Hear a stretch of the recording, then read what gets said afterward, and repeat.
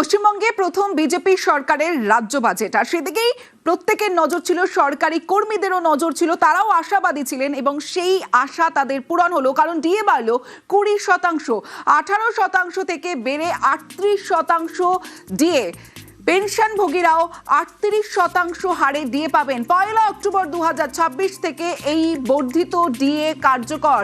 কেন্দ্রের সঙ্গে ডিএ ফারাক এখন 42% থেকে কমে 22% হলো। 1 অক্টোবর 2026 থেকেই এই বর্ধিত ডিএ কার্যকর হবেন এবং এই বর্ধিত ডিএ যে কার্যকর হচ্ছে 1 অক্টোবর থেকে, পেনশনভোগীরাও এই ডিএ পাবেন।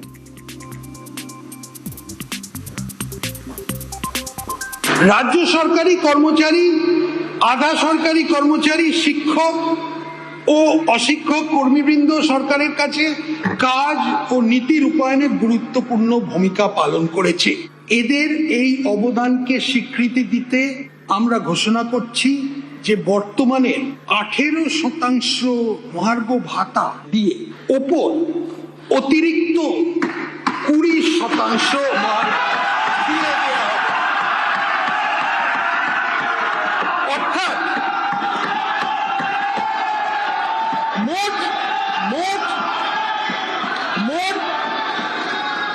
মোট ডিএ হার হবে 38%। পেনশন প্রাপ্যরা অতিরিক্ত 20% ডিএনএস রিলিফ পাবেন। এই ডিএনএস রিলিফের বৃদ্ধি 1 অক্টোবর 2026 থেকে কার্যকরী হবে। 1 অক্টোবর 2026 থেকে ডিএ কার্যকর হবেন। নজিরবিহীনভাবে ডিএ বৃদ্ধি রাজ্যে। মুখ্যমন্ত্রী শুভেন্দু অধিকারী ভোটের আগে যে প্রতিশ্রুতি দিয়েছেন সেই প্রতিশ্রুতি পালন করেছেন, তাই মুখ্যমন্ত্রীকে ধন্যবাদ জানালেন সংগ্রামী যৌথ মঞ্চের আহ্বায়ক ভাস্কর ঘোষ। ডিএ বাড়ল 20%, 18% থেকে বেড়ে 38% রাজ্য ডিএ। কেন্দ্র পায়, কেন্দ্র সরকারি কর্মচারীরা তারা 60% হারে ডিএ পান। অর্থাৎ এই যে ফারাকটা ছিল 42% কেন্দ্রের সঙ্গে রাজ্যের, সেই কেন্দ্রের সঙ্গে ডিএ ফারাক 42% থেকে কমে হলো 22%।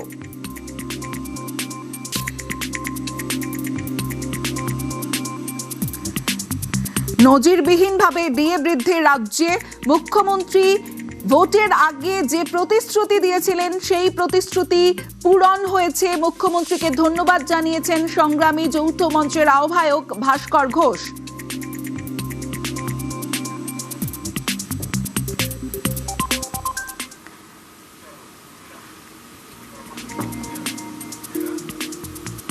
আজকের পরে কি মনে হচ্ছে যে না ঠিকঠাক বিচার পেলেন ডিএ নিয়ে? আমরা একটা কথা বুঝতে পারছি যে মুখ্যমন্ত্রী ভোটের আগে যে প্রতিশ্রুতি আমাদেরকে দিয়েছিলেন এবং বলেছিলেন যে সরকারটাকে বদলান, আমরা আপনাদের সমস্ত দাবি দাওয়া মেটাবো, সেই দাবি দাওয়া মেটানোর দিকে যে অগ্রসরতা তিনি দেখিয়েছেন, যে ভূমিকা তিনি পালন করেছেন, তার জন্য তাকে আলাদা করে ধন্যবাদ আমরা জানাচ্ছি সংগ্রামী যৌথ মঞ্চের পক্ষ থেকে।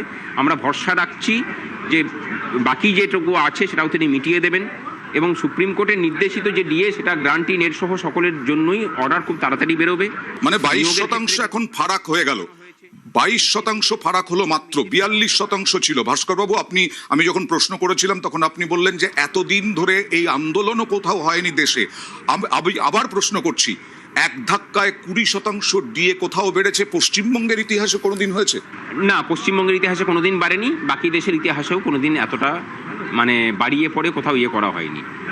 আপনি কি বলবেন কেন, আগের সরকার বা তার আগের সরকার বামেদের আমলেও কেন হয়নি?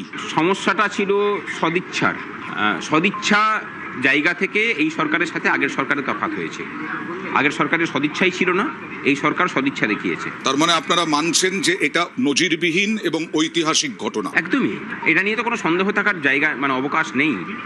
যে যেভাবে মুখ্যমন্ত্রী সমস্ত প্রতিকূলতাকে সাথে নিয়েই আজকে যে নজির সৃষ্টি করলেন সেটা, এবং সেখানে কিন্তু এটা কথাটা বলেওছেন যে লড়াই কর্মচারীরা শিক্ষকরা করেছেন তার স্বীকৃতি স্বরূপ আমরা খুশি যে আন্দোলন আমরা করেছি সেই আন্দোলনের স্বীকৃতিতেই তারা আমাদের দাবি পূর্ণতার দিকে তারা এই পদক্ষেপ গ্রহণ করেছেন। ভাস্কর বাবু, আপনারা বলছেন যে এত দীর্ঘ আন্দোলন কোনো দেশেও করেন, এই দেশে কোথাও করেননি সরকারি কর্মচারীরা। আপনাদেরকে ঘেউ ঘেউ শুনতে হয়েছিল, আপনাদেরকে শুনতে হয়েছিল যে যত দিই তত চায়। এছাড়াও আরও বহু বিশেষণ কিন্তু আমাদের প্রতি প্রয়োগ হয়েছিল, যে চিরকুটে চাকরি পাওয়া সহ বিভিন্ন কথাবার্তা তিনি বলেছিলেন।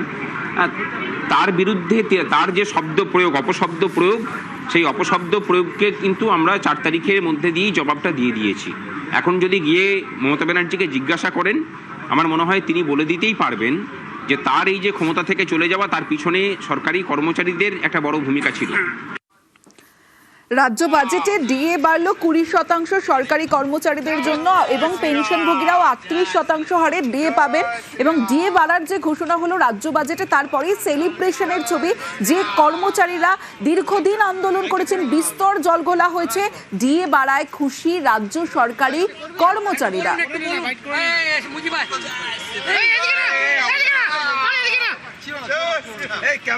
ক্যামেরা কেন ছুটছ? তোমাদের না সত্যি রিয়েলি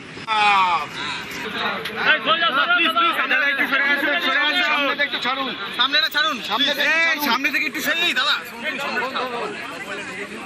সামনেটা ছাড়ুন, সামনেটা ছাড়ুন দাদা, সামনে থেকে হিন্দিতে